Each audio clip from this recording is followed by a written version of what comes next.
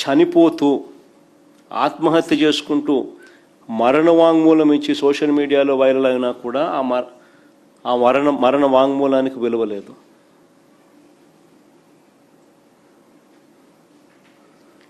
నేరాన్ని కప్పిపెట్టి నిందితుల్ని ప్రోత్సహించిన ఇదే సిపిని, నేరాన్ని కప్పిపెట్టి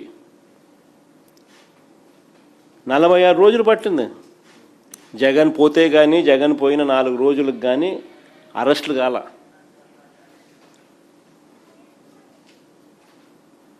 ఆ అరెస్టులలో కూడా చిన్నోళ్ళను పెద్దోళ్ళని విడిచిపెట్టి, అంటే నేరాన్ని కప్పిపెట్టి నిందితుల్ని ప్రోత్సహించిన సిపిని, డీజీపీని, చంద్రబాబు నాయుడు గారిని ఎందుకు బాధ్యులను చేయడం లేదని అడుగుతా ఉన్నా. ఇవన్నీ కనిపిస్తూ ఉన్నాయి. సిఐని కాపాడుతూ ఉన్నాడు సిపి, సిపిని కాపాడుతూ ఉన్నాడు డీజీపీ, డీజీపీని కాపాడుతూ ఉన్నాడు చంద్రబాబు గారు. మరి వీళ్ళందరినీ ఎందుకు బాధ్యులను చేయడం లేదని అడుగుతా ఉన్నా. ఇందులో చంద్రబాబుకున్న ఇంట్రెస్ట్ ఏమిటి అని అడుగుతా ఉన్నా. ఇంతగా బరి తెగించి పై అధికారులందరినీ ఇంతగా కాపాడుతూ ఉన్నాయి చంద్రబాబు నాయుడు గారు, ఇంట్రెస్ట్ ఏమిటి అని అడుగుతా ఉన్నా. ఏ పొలిటికల్ ప్రయోజనాలను ఆశించి ఈ కేసును కవరప్ చేస్తూ ఉన్నారని అడుగుతా ఉన్నా.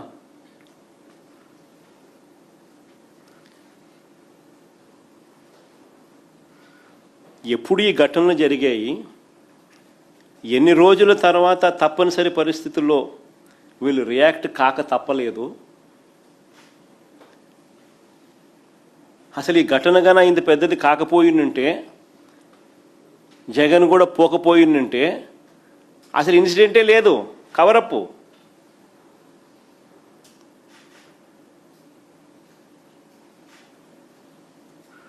సాయి కృష్ణ ఇన్సిడెంటు లేదు, ఆ తల్లి ఆవేదన ఇన్సిడెంటు ఉండదు.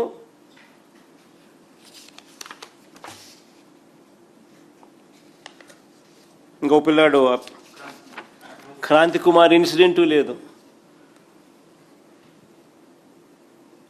తన ఆత్మహత్య సోషల్ మీడియాలో వైరల్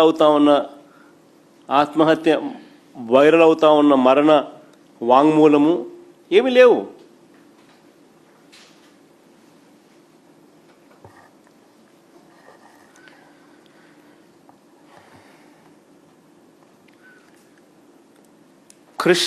కృష్ణలంక పోలీస్ స్టేషన్లో ఇది ఇంకా ఆశ్చర్యం. కాన్స్పిరసీ అనేది ఎంత లోతుగా ఉంది అని చెప్పడానికి ఇంకొక ఉదాహరణ. కృష్ణలంక పోలీస్ స్టేషన్లో వీళ్ళు ఫైల్ చేసిన రిమాండ్ రిపోర్ట్లో వీళ్ళు రాసుకొచ్చినారు, మే 1వ తారీఖు నుంచి జూన్ 1వ తారీఖు వరకు వీడియో క్లిప్పింగ్ లేదంట,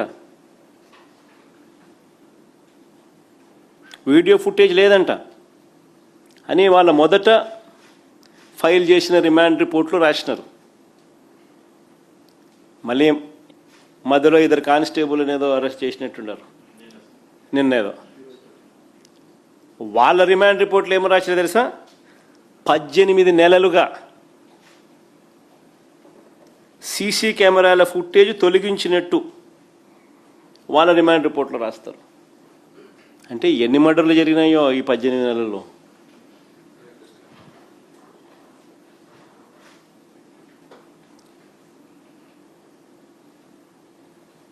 పద్దెనిమిది నెలలుగా లేదంట. ఇది ఎలా సాధ్యమని అడుగుతా ఉన్నాను. ఇక విజయవాడ ఈ so called state head quarters, so called state head క్వార్టర్స్లో డీజీపీ ఆఫీస్ ఇక్కడే, సిపి ఆఫీస్ ఇక్కడే, చంద్రబాబు నాయుడు ఉండేది ఇక్కడే, హోమ్ మినిస్టర్ ఆఫీస్ ఇక్కడే. వీళ్ళందరి కళ్ళ ముందే ఏ రకంగా నీకు పోలీస్ స్టేషన్లో సీసీ ఫుటేజ్ లేకుండా ఎట్టబోతుంది?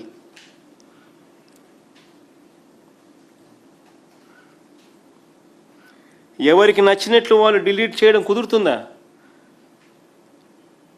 ఎవరికి నచ్చినట్టుగా డిలీట్ చేసుకుంటూ పోవడం కుదురుతుందా?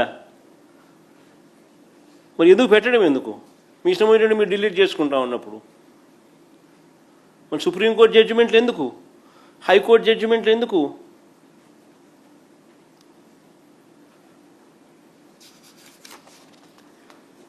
పోనీ ఇక్కడ డిలీట్ చేస్తే, పోనీ పోలీస్ స్టేషన్లో ఇక్కడ డిలీట్ చేస్తే కమాండ్ కంట్రోల్ సెంటర్లో ఉన్న ఫుటేజ్ ఏమైంది? ఒక చోట డిలీట్ చేస్తే రెండో చోట ఎక్కడ ఉండదా?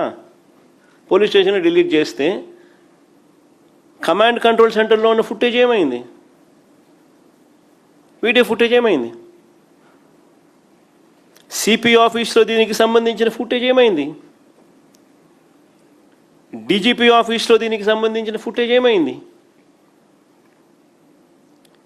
పోలీస్ వ్యవస్థను నిజంగా ఎలా దుర్వినియోగం చేస్తూ ఉన్నారు అని చెప్పడానికి ఇది ఇంకొక నిదర్శనం కాదా అని అడుగుతా ఉన్నాం.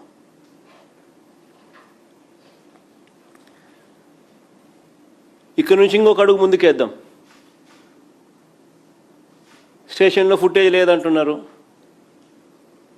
కొన్ని విజయవాడ నగరంలోని బస్ స్టాండు, విజయవాడ నగరంలోని రైల్వే స్టేషన్లు, విజయవాడ నగరంలోని రోడ్ జంక్షన్స్, విజయవాడ నగరంలోని పబ్లిక్ ప్లేసులు,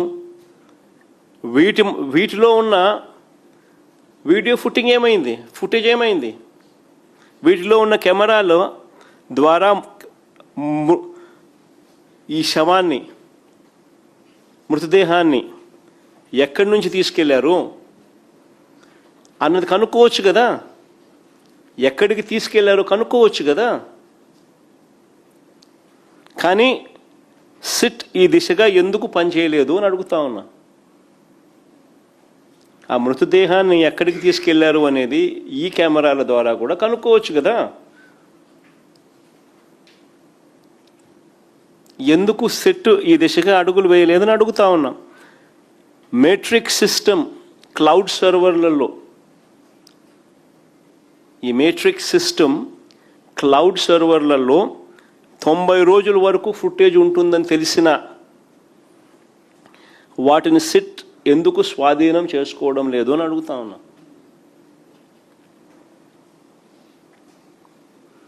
ఇంకా ఒక అడుగు ముందుకు ఏమంటారా? ఇంకా ఆశ్చర్యం కలిగిస్తాయి. సిఐతో పాటు సంబంధిత పోలీస్ బాసులు ఫోన్లు, మెసేజ్లు, కాల్ రికార్డులు, ఎలక్ట్రానిక్ కమ్యూనికేషన్స్ ఇవి పరిశీలించే కార్యక్రమం ఎవరైనా చేయాలనా లేదా? ఎందుకు చేయలేదని అడుగుతా ఉన్నా. ఆశ్చర్యం ఏమిటో తెలుసా? ఆ కానిస్టేబుల్ రిమాండ్ రిపోర్ట్లో వాళ్ళు ఫోన్లు నాగ్పూర్లో అమ్మినారంట. ఆర్థిక ఇబ్బందుల వల్ల వాళ్ళ ఫోన్లు నాగ్పూర్లో వాళ్ళు అమ్మినారంట. అసలు ఏమిది? మనిషిని చంపేసినారు, శవాన్ని కనపడకుండా చేసేసినారు, వీడియో ఫుటేజ్ లేదు, మాయం చేసినారు.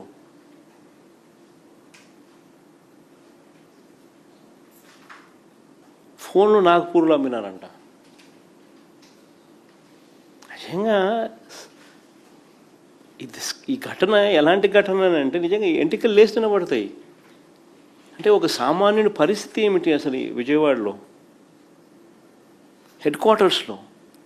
ఇది మాదిరిగా సామాన్యుని పరిస్థితి హెడ్ క్వార్టర్స్లోనే ఈ మాదిరిగా ఉంటే ఇంకా రాష్ట్రంలో ఇంకా మారుమూల ప్రాంతాల్లో పరిస్థితి ఎలా ఉంది? హ్యూమన్ రైట్స్ అనేటికి ఎక్కడన్నా వాల్యూ ఉందా?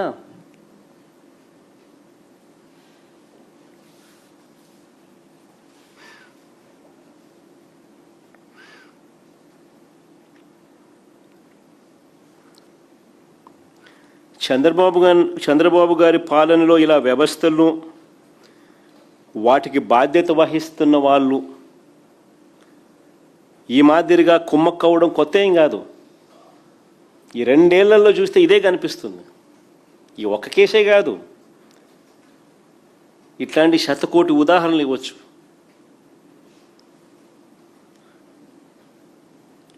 సీసీ ఫుటేజ్ మాయం సహా ఆధారాలు నాశనం చేయడం, తమ తప్పులను కప్పిపుచ్చుకోవడం, తప్పుడు సాక్ష్యాలను క్రియేట్ చేయడం, న్యాయస్థానాలను పక్కదోవ పట్టించడం, చివరికి కొన్ని కేసుల్లో అయితే వీళ్ళే డబ్బు కూడా తీసుకుని పోయి పెడుతున్నారు.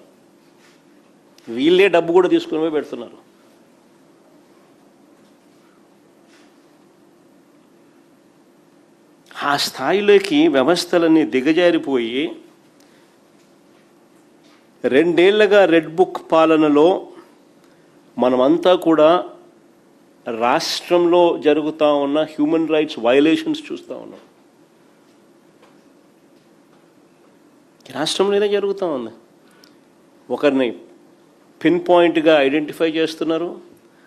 వాళ్ళని ఇరికిచ్చే కార్యక్రమంలో ఎక్కడా కూడా మారల్స్ లేవు, ఎథిక్స్ లేవు, స్క్రూపుల్స్ లేవు. వాళ్ళ జీవితాలు నాశనం చేస్తున్నామన్న ఎక్కడా కూడా పశ్చాత్తాపం కూడా లేదు.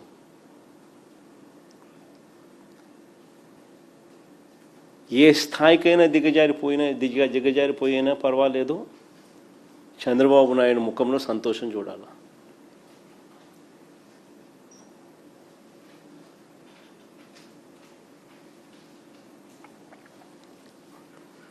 నిజంగా ఇవన్నీ చూసినప్పుడే జంగల్ రాజ్ అంటారు.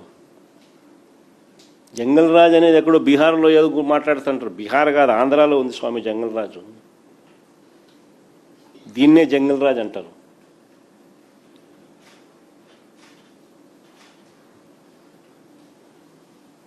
అడ్డు అదుపు లేకుండా